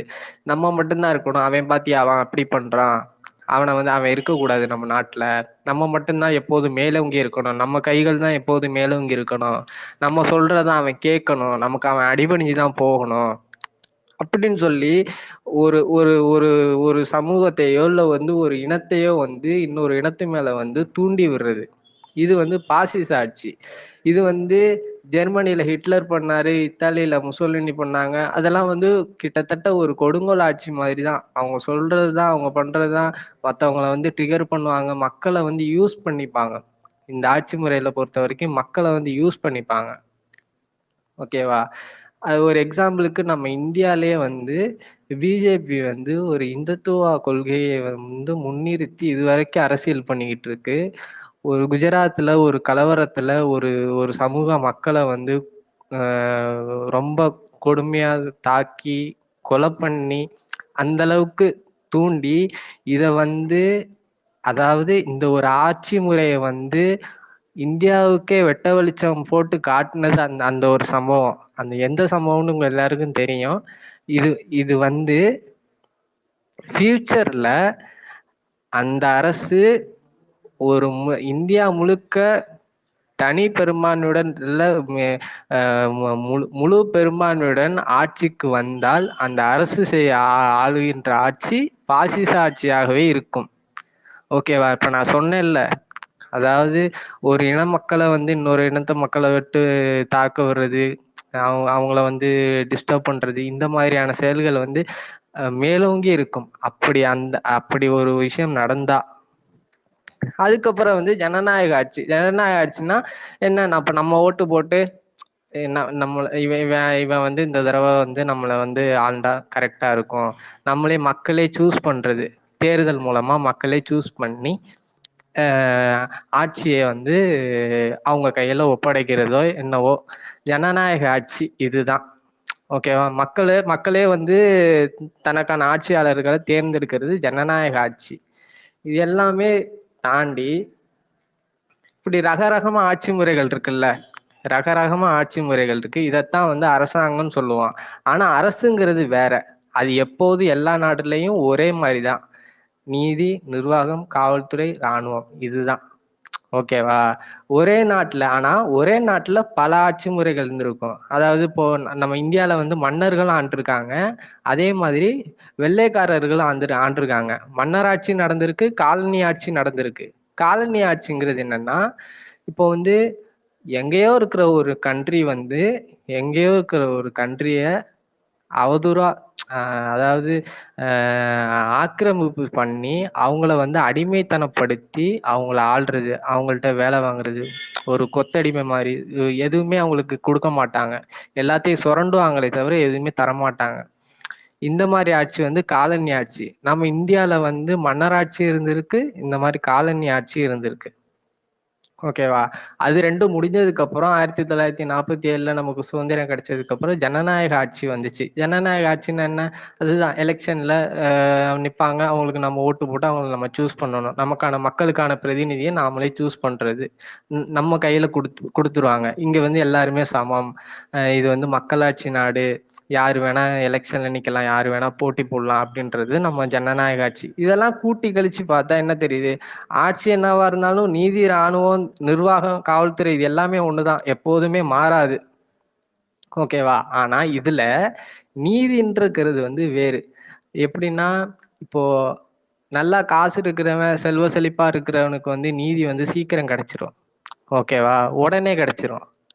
ஆனா காசு இல்லாதவன், ஒரு நடுத்தர வர்க்கத்துல இருக்கிறவன், இவனுக்கெல்லாம் வந்து தாமதிக்கப்பட்ட நீதி தான் கிடைக்கும். நான் ஒரு கோட் ஒன்று படித்தேன், தாமதிக்கப்பட்ட நீதி வந்து பல அநீதிகளுக்கு 1000 அநீதிகளுக்கு சமமானது அப்படின்னு. அது எனக்கு சரியா தெரியல. ஆனா இழுத்தடிப்பாங்க.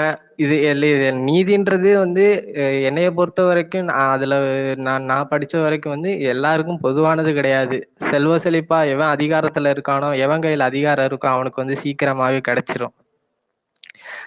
ஆனா இது நான் மேல சொன்ன எல்லாமே, இந்த ஆட்சி முறைகள், இந்த அரசு, இது எல்லாமே வந்து ஒரே குட்டையில உருண மட்டை மாதிரிதான்.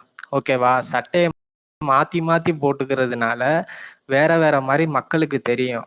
ஆனா எல்லாமே ஒரு ஒரு ஒரு தனிநபரோட உடைமைகளை பாதுகாக்கிறதுக்கு தான் வேலை செய்வாங்க. இந்த ஆட்சி முறைகள்லாம் சொன்னேன்ல, அதாவது இப்போ ஒரு கண்ட்ரி வந்து அவங்களோட கண்ட்ரியை வந்து நல்லா வளர்த்துக்கிறதுக்காக வந்து இங்க வந்து ஆட்சி பண்ணி இவங்களை சுரண்டி பண்றது.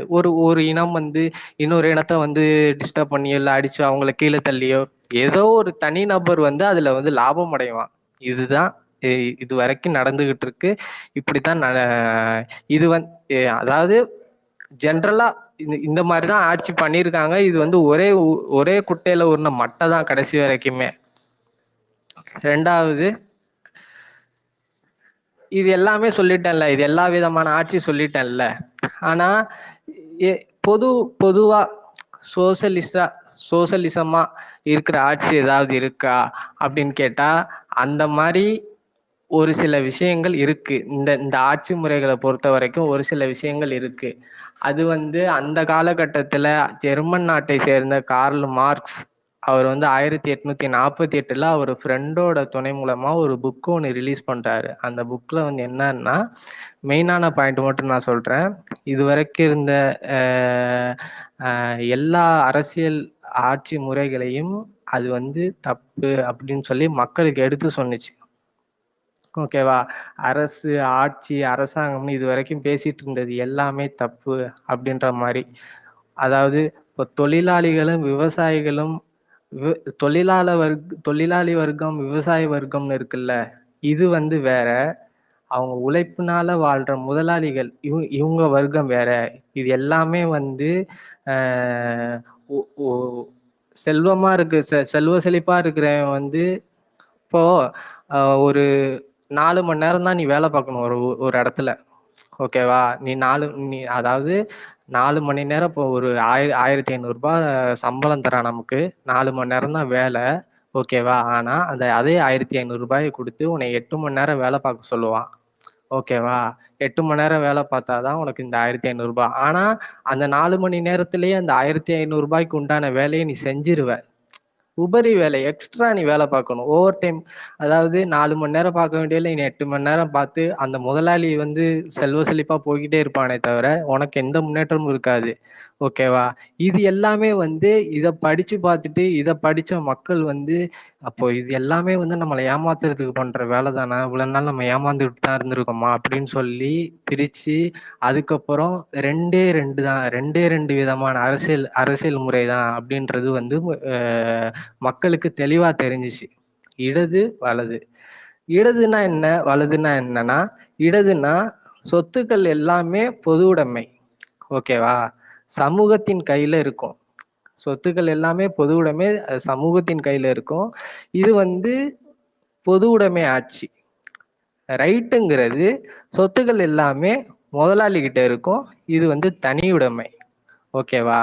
அப்ப இது இடது வலதுன்னு 2 அரசியல் தான். அப்படி ரெண்டு அரசியல் தான் இருக்கிறப்போ அப்ப 2 கட்சி தானே இருக்கணும். அதாவது பொது உடைமை கட்சி, தனி உடைமை கட்சி, 2 கட்சி தானே இருக்கும். அப்புறம் எத்தனை கட்சி இருக்கு? இத பார்த்தோம்னா இப்போ நான் வந்து எல்லாத்துக்குமே பொது உடைமையா நான் ஒரு கட்சியை வந்து தொடங்குறேன். அதே மாதிரி ஆப்போசிட்ல ஹரிஷன் நான் எனக்கு மட்டும்தான் நான் பார்த்துப்பேன், என்கிட்ட தான் எல்லாமே இருக்கும் அப்படின்னு சொல்லி அவரு ஒரு கட்சி ஆரம்பிக்கிறாரு. ஓகேவா? அப்படி இருக்கிறப்போ மக்கள் நம்புவானா? என்னை நம்பி எனக்கு வந்து ஓட்டு போடுவானா? இல்ல அவருக்கு ஓட்டு போடுவாங்களா? மாட்டாங்க. ஆனா என்ன பண்றாங்க அப்படின்னா, தனியுடைமைன்னு பேர் வச்சா யாரும் நம்ப மாட்டாங்க. இங்க பொது உடைமைன்னு பேரை வச்சுக்கிட்டு 2 கட்சியும் வந்தா யாரும் நம்ப மாட்டாங்க அப்படின்னு தெரிஞ்சுக்கிட்டு தான் வேற வேற, அதாவது வேற வேற பேருகள்ல வேற நாங்க வந்து இந்த கொள்கையை ஃபாலோ பண்றோம், இந்த கொள்கையை ஃபாலோ பண்றோம், இந்த கொள்கையை ஃபாலோ பண்றோம்னு பல கொள்கைகள், இந்த அரசியல்லையே பல கொள்கைகளை முன்னிறுத்தி நாங்க இந்த பெண்ணடிமைக்காக போராடுறோம், சமூக நீதிக்காக போராடுறோம், நம்ம வந்து இந்த ஒரு குறிப்பிட்ட மக்களுக்காக மட்டும் போராடுறோம் அப்படின்னு சொல்லி பல நிறங்களோட பலவிதமான அரசியல் கட்சிகள் பலவிதமான அரசியலை முன்னிறுத்தி இந்த இடது வலதுலேயே பலவிதமா பிரிச்சுட்டாங்க. ஓகேவா? இது வரைக்கும் தான் வந்து நான் வந்து படித்தேன். நான் வந்து அது உங்களுக்கு புரிகிற மாதிரி சொன்னேன்னா சொல்லலையாங்கிறது எனக்கு தெரியலை. ஆனால் நான் படிச்சிருக்கிறத நான் வந்து தெளிவாக எக்ஸ்பிளைன் பண்ணனான்னு எனக்கு தெரியல. நான் இதோட முடிச்சுக்கிறேன். பிறப்புக்கும் எல்லா உயிருக்கும் பிறப்பால் நாம் அனைவரும் சமம்தான். தேங்க்ஸ். சூப்பர்ரா, சூப்பர். இதுல ஒரே ஒரு அப்ரிசியேஷன். எக்ஸ்பெரி இவ்வளவு விஷயத்த வச்சாடா நீ இவ்வளவு நாளா இப்படி பேசிக்கிட்டு இருந்த? இல்ல ப்ரோ, எல்லாத்துக்கும் ஒரு மாற்றம் வருதுல்ல, அவனுக்கு இப்ப இன்ட்ரெஸ்ட் வந்திருக்கு. குட். ஒரே ஒரு செகண்ட் ப்ரோ, நான் very good appreciation. Okay okay. இல்ல சூப்பர் எக்ஸ்பெரி சூப்பர்ரா. எக்ஸ்பெரி சூப்பர்ரா. அந்த ரியலா அந்த தேங்க்ஸ்ரா செல்வா. வருஷம் வச்சு பேசுனதெல்லாம் ரொம்ப நல்லா இருந்துச்சு. நான் பேசி இதை முடிச்ச ஒரே ஒரு லைன் பேசி முடிச்ச அப்புறம் நான் ஸ்பீக்கர்ஸ் ரொட்டேட் பண்றேன். ஏன்னா என்னோட ஸ்பீக்கரை நான் வந்து கோஸ்ட் போனாதான் மாத்த முடியும். ஸோ அதனால இப்ப எக்ஸ்பைரி டாபிக் முடிச்சதுனால நான் மாத்திக்கிறேன். அதுக்கு முன்னாடி அவனோட டாபிக் ஒத்த மாதிரி ஒரு விஷயம் என்னன்னா, இவன் மெயினா என்ன ஓவரால் கிரக்ஸ்னா, இவங்க எல்லாருமே ஒரு பணக்காரனை ரொம்ப பணக்காரனா ஆக்கணுங்கிறத மட்டும்தான் குறியா இருக்காங்க. அதன்படிதான் எல்லா ஆட்சி முறைகளையும் நடத்துறாங்க அட் தி எண்ட். அதே மாதிரி நான் லெஃப்ட சப்போர்ட் பண்றேன், ரைட்டை சப்போர்ட் பண்றேன்னு நிறைய பார்ட்டிஸ் உருவாக்கிக்கிட்டு எவனுமே குறிக்கோளை நோக்கி பண்ணாம ஏமாத்திக்கிட்டு இருக்காங்க மக்களை. இது அடுத்தது இன்னொரு இம்பார்ட்டன்ட் கருத்து என்னன்னா, இப்ப நம்ம பாலிடிக்ஸ்குள்ள புதுசா வரோம், ஒரு கட்சி ஆரம்பிக்கிறோம்னா ஒரு பயமுறுத்துறாங்கல்ல, ஐயோ அரசியல் சாக்கடை, அதுல போனா நான் வாழ்க்கையே போயிடும், ஏன்டா நல்லா தானடா சம்பாதிக்கிற, நீ ஏன்டா அரசியல் சைடு போற, இப்படிங்கிற ஒரு இது பாத்தீங்கன்னா இப்ப கிடையாது. மன்னர் ஆட்சி முறை இருந்துச்சுல்ல தமிழ்நாட்டுல, தமிழகத்துல, தமிழகம் அதுக்கு முன்னாடி வேற கண்டமா இருந்தது. அப்போல இருந்து இந்த மன்னர்கள் ஆண்ட காலத்துல இருந்தே எப்பவுமே இந்த பொதுமக்களுக்கான உரியது கிடையாது இந்த அரசியலுங்கிறது. தனியா ஒருத்தங்க ஒரு ஒரு குறிப்பிட்ட வர்க்கம் பண்ணக்கூடியது, பணம் படைத்தவர்கள் பண்ணக்கூடியது, சக்தி இது பண்ணக்கூடியது, இப்படிங்கிற மாதிரி ஒரு மைண்ட்ல திணிச்சு வச்சிருக்காங்க. இது அப்போல இருந்தே வருது நம்ம கிட்ட. அதனாலதான் இன்னைக்கு வரைக்கும் அதை கடைபிடிக்குது. இது அந்த காலத்துல வந்திருக்கு. அதுக்கப்புறம் நம்ம தமிழ்நாட்டுல மெட்ராஸ் பிரசிடென்சியா இருந்த போது நீதி கட்சி எல்லாம் ஆரம்பிக்கிற டைம்ல இருந்து இந்த மாதிரி தான் இருந்து 1920s. அதுக்கப்புறம் இவன் சொன்ன மாதிரி ஜனநாயக ஆட்சி ஆரம்பிச்சதுக்கு அப்புறமும் இதே போக்குதான் போய்கிட்டு இருக்கு. சோ ஆனா ரியாலிட்டி என்னன்னா, நம்ம வாழ்க்கையில அரசியல் கலந்துருக்கு, நம்மளுக்கு தெரியலையே தவிர, நம்ம உணரலையே தவிர, நம்ம வாழ்க்கையில நினைச்சுக்கிட்டு இருக்கோம் அரசியலுக்கும் நம்மளுக்கும் சம்பந்தம் இல்லைன்னு. ஆனா காலையில நம்ம முழிக்கிறதுல இருந்து நைட்டு தூங்க போற வரைக்கும் எல்லாமே அரசியல் தான். இந்த டைம்ல ஒரு பெரும்பான்மையான யூத் டெமோகிராபிக் புரிஞ்சுக்கிறதுக்கு காரணமா இருந்த தளபதிக்கு நான் ரொம்ப ப்ரௌடா ஃபீல் பண்றேன், அவர் ஃபேனா இருக்கிறதுக்கு. ஏன்னா இதுவே ஒரு மாற்றம் தான். இன்னைக்கு இப்போ எக்ஸ்பீரியன் நீங்க பேசுறது எனக்கு நான் இப்படிலாம் இவ்வளவு பாயிண்ட் எடுத்து பேசுவேன்னு எனக்கும் இன்னைக்கு வரைக்கும் தெரியாது. பட் இதுவே ஒரு அச்சீவ்மெண்ட் தான், இது ஒரு பெரிய விஷயம் தான். சோ இந்த மாதிரி இப்ப எல்லாரும் பேச ஆரம்பிச்சிட்டாங்கன்னு வச்சுக்கோங்களேன், இவனுங்களால நம்ம கிட்ட ஏமாத்தவே முடியாது. அந்த நோக்கிதான் இப்ப நம்ம அரசியல் பயணம் போய்கிட்டு இருக்கு. கண்டிப்பா இது எல்லாத்தையும் புரிஞ்சு இந்த பணக்காரன் மட்டும் பணக்காரன் ஆக்காம ஒரு புது பெர்ஸ்பெக்டிவ் அரசியலுக்குள்ள இத ஒரு சமமாக்கி, ஒருத்தன் ஒரு ஒரு ஒரு ஊர்ல ஒரு இடத்துல நல்லது மட்டும் செஞ்சிருப்பான், ஆனா அவன் யாருமே தெரியாது, அவனை கொண்டு அவனை அரசியலுக்குள்ள கொண்டு வரதுக்கான முயற்சி அது இருக்கும்னு நான் நினைக்கிறேன். சோ அதுதான். இந்த டாபிக்ல மட்டும் ஏதாவது ஆட் பண்றீங்கன்னா பண்ணிக்கோங்க, நம்ம நெக்ஸ்ட் டாபிக் அடுத்து மூவ் ஆயிக்கலாம். நான் கோஸ்ட் ரெண்டா எக்ஸ்பைரி, நான் பீப்புளை கொஞ்சம் ஆட் பண்ணிக்கிறேன், எல்லாரையும் ரொட்டேட் பண்ணிக்கிறேன். நீ ஸ்பீக்கர்ல ஒன்னு ஆட் பண்ற திருப்பி. ஓகே ஆரம்பிங்க நீங்க. நெக்ஸ்ட் மதன் யாராவது ப்ரோ? சொல்லுங்க. ராஜேஷ். இப்போ ப்ரோ சொன்ன மாதிரி இப்போ அண்ணனால நம்ம எல்லாருக்கும் அரசியல் அறிவு இனிமே வரப்போகுது, இல்ல ஆல்ரெடி இருந்தவங்க இன்னும் தெரிஞ்சுக்க போறாங்கன்னா அது நிஜமாவே ரொம்ப சந்தோஷமான விஷயம்தான். பட் இன் ரியாலிட்டி நான் எப்படி பாக்குறேன்னா, இப்ப எக்ஸ்பெரி ப்ரோ இன்னைக்கு இத நெட்லயோ ஆப்வியஸா நெட்ல தான் கோத்ரூ பண்ணிருப்பாரு இல்லையா? பட் நான் என்ன நினைக்கிறேன் அப்படின்னா, இல்ல ப்ரோ, அவர் நெட்ல படிக்கல ப்ரோ, ஒரு புக்ல படிச்சிருக்காரு, நெட்ல படிக்கல. இல்ல இல்ல இல்ல அதுதான் சொல்றேன். அதுதான் ஆப்வியஸா ஒண்ணு நெட் இல்ல எனி புக் ரிலேட்டடா நம்ம இது பண்ணிட்டு வருவோம் இல்லையா? நான் என்ன நினைக்கிறேன்னா ப்ரோ, இன் ரியாலிட்டி நம்ம டெய்லி நீங்க சொன்ன மாதிரி தான், காலையில எந்திரிச்சதுல இருந்து தூங்க போறதுக்கு முன்னாடி வரைக்கும் நம்ம கண்ணு முன்னாடியே அரசியல் நடந்துட்டு தான் இருக்கு, அதை நம்ம பார்த்துட்டு தான் இருக்கோம். நீங்க சொன்ன மாதிரி அந்த ஃபர்ஸ்ட் டைம் ஓட்டர்ஸ்ன்னு சொல்லி நம்ம சொல்லிட்டு இருக்கோம் இல்லையா? அதுல என்ன ஒரு விஷயம் இருக்கு அப்படின்னா, இப்ப இன்னைக்கு புதுசா ஓட்டர் ஐடி அவங்கிட்ட போய் நீங்க திராவிடம்னா என்ன, தமிழ்நாடு வரலாறு தெரியுமான்னு கேளுங்க, அவனுக்கு தெரியாது. சோ நீ யாருக்குடா ஓட்டு போட போறேன்னா, 1-2 கேட்டகரி இருப்பான். வீட்டுல அப்பா அம்மா சொன்னாங்கன்னு சொல்லி போட போறதா இருப்பான். இல்ல சும்மா போய் இன்னைக்கு ஒரு நாள் லீவு கிடைக்குது. மேக்சிமம் எலெக்ஷன் டேவையே ஒரு ஹாலிடேவா பாக்குற ஃபர்ஸ்ட் டைம் ஓட்டர்ஸ் தான் அதிகம். அவன் வாட்டுல தோராயமா யாருக்காவது போய் போட்டுட்டு வர்றான். நான் என்ன நினைக்கிறேன்னா, நம்ம அரசியலை பத்தி பழைய வரலாறுகளை பத்தி தெரிஞ்சுக்கிறது முக்கியம்தான். ஆனாலும் இன் ரியாலிட்டி எல்லாருக்கும் அது நடைமுறையில எஜுகேட் பண்ணிட்டு இருக்கோமா அப்படிங்கிறது பார்க்கணும். இப்போ உதாரணத்துக்கு நான் ஒரு விருதுநகர் மாவட்டத்துல ஒரு கிராமத்தை சேர்ந்தவன். இப்ப அந்த இடத்துல எப்படின்னா, இந்த கிராம சபைன்னு ஒண்ணு நடக்கும் பாத்தீங்களா? அந்த டயத்துல இங்க இப்போ ஆட்சியில இருக்கிற ஒரு சம்பந்தப்பட்ட ஒரு பார்ட்டியோட மெம்பர் தான் கவுன்சிலரா இருக்காங்க. நான் அந்த கிராம சபைனா என்னன்னு சொல்லிட்டு ஆர்வமே இல்லாம இருந்தேன். இப்ப எப்போ நம்ம அண்ணன் வந்து இந்த அரசியல் விஷயமா இதுக்குள்ள உள்ள போங்க, சமூக சேவை இந்த விஷயத்துல உள்ள போங்கன்னு சொல்ல ஆரம்பிச்சாரோ, அதுலேருந்து இந்த விஷயத்துல கொஞ்சம் இன்ட்ரெஸ்ட் வந்து போயிட்டு இருந்தேன். அது வரைக்கும் வந்து நார்மலா நம்ம தலைவர் படம், அண்ணன் படம் வந்தா போய் பார்த்துட்டு என்ஜாய் பண்ணிட்டு வர்ற ஒரு ஃபேன் தான். இதுக்குள்ள இறங்குறப்ப தான் எனக்கு தெரிய வருது. நம்ம எல்லாருக்கும் வந்து பொதுவாவே பசங்க யார்கிட்டயும் நீங்க போய் கேளுங்க. கவர்மெண்ட்டுக்கு என்னென்ன விதத்துல வருமானம் வருதுன்னு கேளுங்க. எல்லாம் ஈஸியா சொல்ற ஒரே விஷயம் டாஸ்மாக்னு சொல்லுவாங்க. அப்புறம் ஒரு சில விஷயங்கள்லாம் ஆட் பண்ணி சொல்லுவாங்க. கரெக்ட்டுங்களா? இது வந்து எல்லாருக்குமே தெரியுது. ஆனா, ஒரு ஊராட்சியிலயோ, ஒரு நகராட்சியிலயோ மந்த்லி ஒண்ணு செலவினங்கள் அப்படின்னு சொல்லிட்டு ஒரு கணக்கு வந்து காமிச்சுட்டே இருப்பாய்ங்க. அடுத்த மாசத்துக்கு ஒரு செலவினங்கள் இருக்கு. அடுத்த 6 மாசத்துக்கு இந்தந்த திட்டு பில் எல்லாம் போட்டு பாஸ் பண்ணிட்டு இருப்பாய்ங்க. அந்த பில் எல்லாம் பார்த்தீங்கன்னா, சம்மந்தமே இருக்காது. அப்படி ஒரு அநியாய கொள்ளையா இருக்கும்.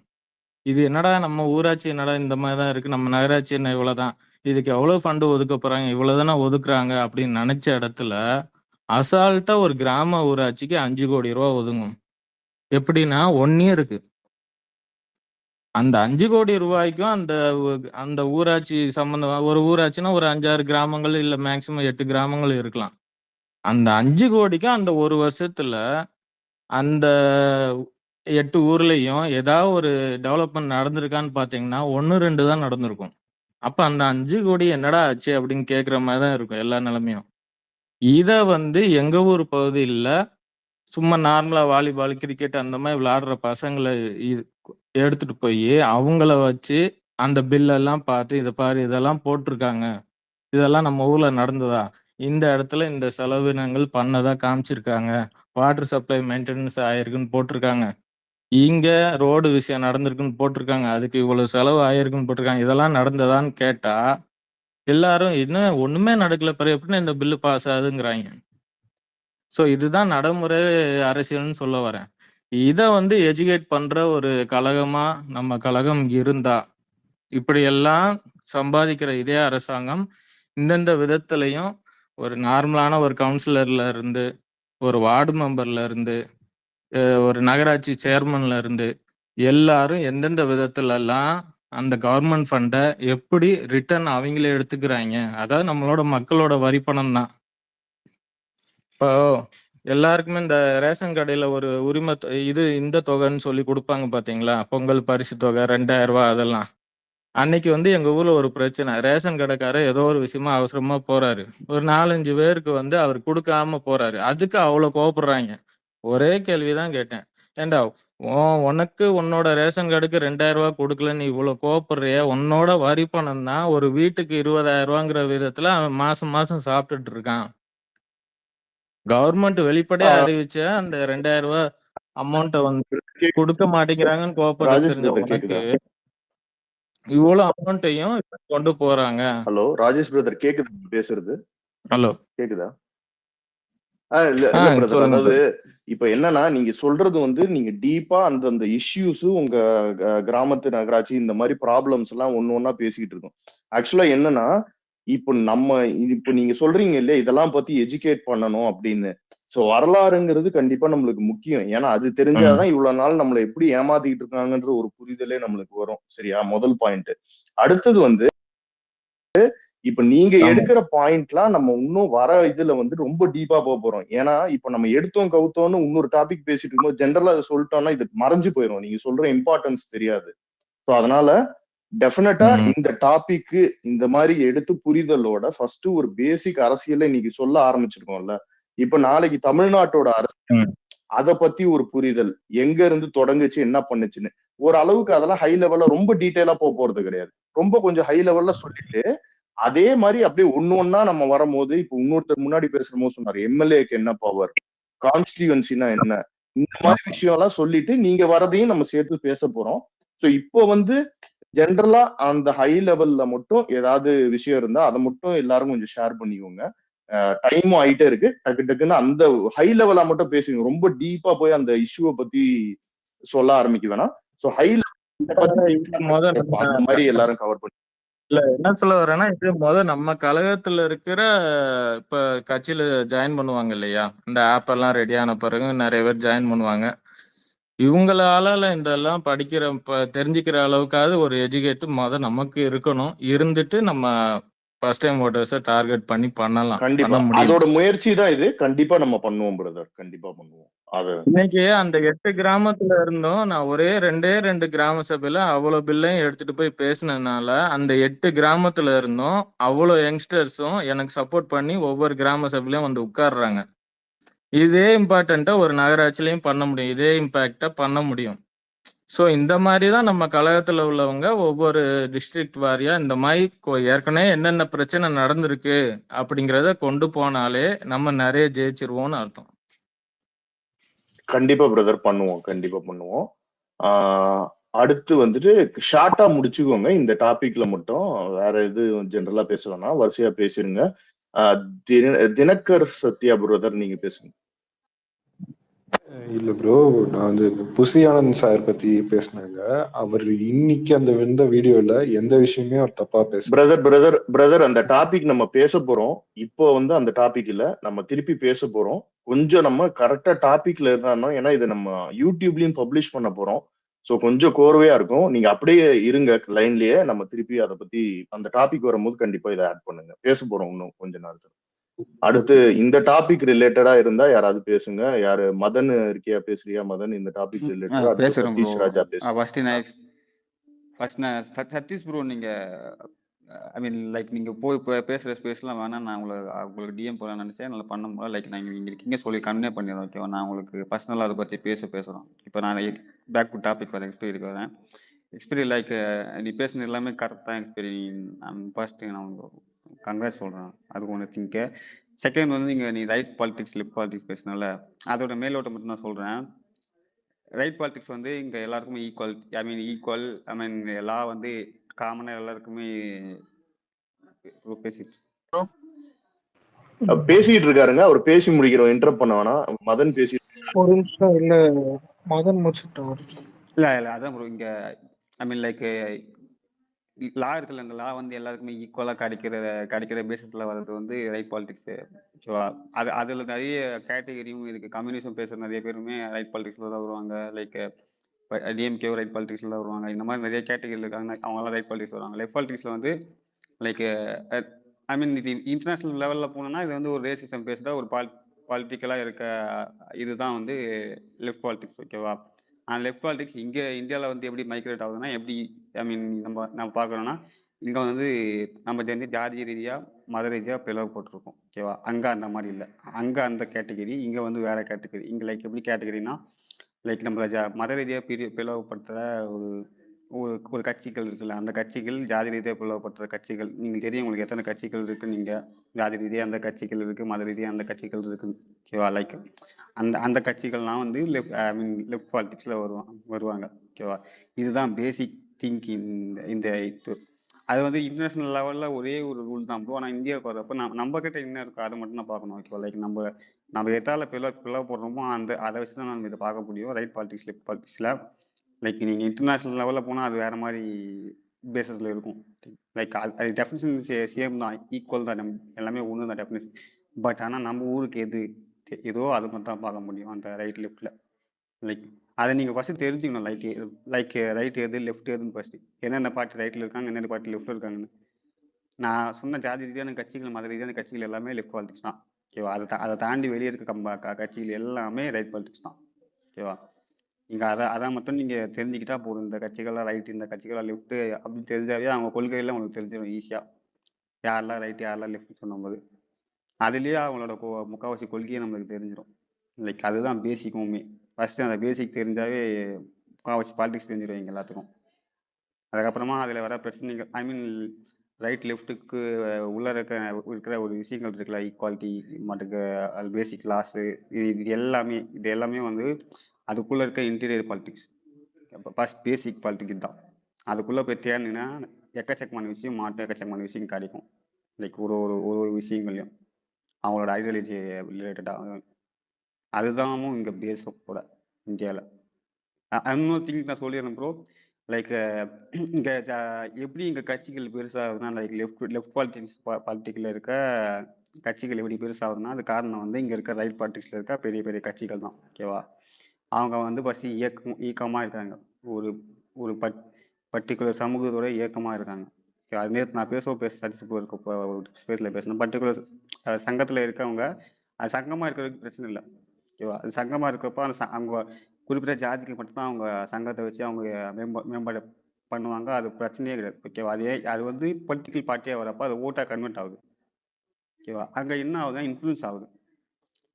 ஐ மீன் பெரிய பெரிய பொலிட்டிக்கல் பார்ட்டியில இருக்கவங்களும் இன்ஃப்ளூயன்ஸ் பண்ணுது. ஓகேவா? பண்ணும்போது என்ன ஆகுதுன்னா அது லைக் அது ஓட்டா வந்து இங்க ஜாதியிலே பிளவுபடுற நிலைமை வருது. ஓகேவா? அதுதான் இங்க மெயின் பிரச்சனையுமா இருக்கு. அது ரொம்ப கஷ்டமாவும் இருக்கு தடுக்கிறது. லைக் இதை தான் நான் பேச வந்தேன்.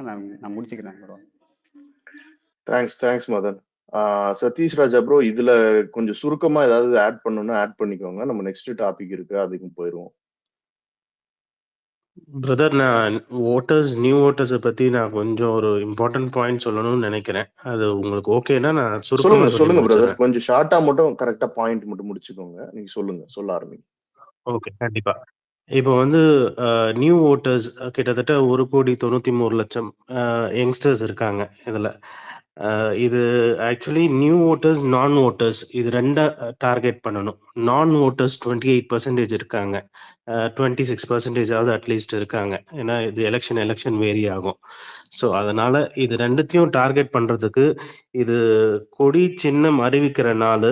இப்போ தளபதி வந்து இது ஒரு முக்கியமான விஷயமா அவர் வந்து இந்த விஷயத்த சொல்லணும்னு நான் எதிர்பார்க்கிறேன். அதாவது நியூ ஓட்டர்ஸ் தயவு செய்து யாரெல்லாம் ஓட்டர்ஸ் ஐடி எடுக்கலையோ உடனே எடுங்க.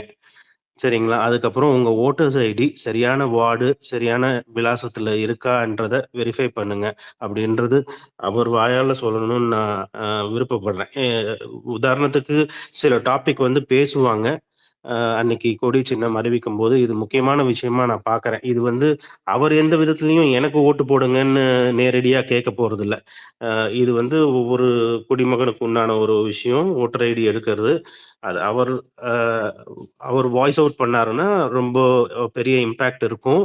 நியூ ஓட்டர்ஸும் நான் ஓட்டர்ஸும் ஒரு கணிசமான பெர்சன்டேஜ் டேர்ன் அவுட் ஆகும் அப்படின்றது என்னோட கருத்து. இது நான் சுருக்கமா முடிச்சிடறேன். வேற டாபிக்ல அப்புறம் பேசுவோம். ஓகே, விக்கி ப்ரோ பேசுங்க.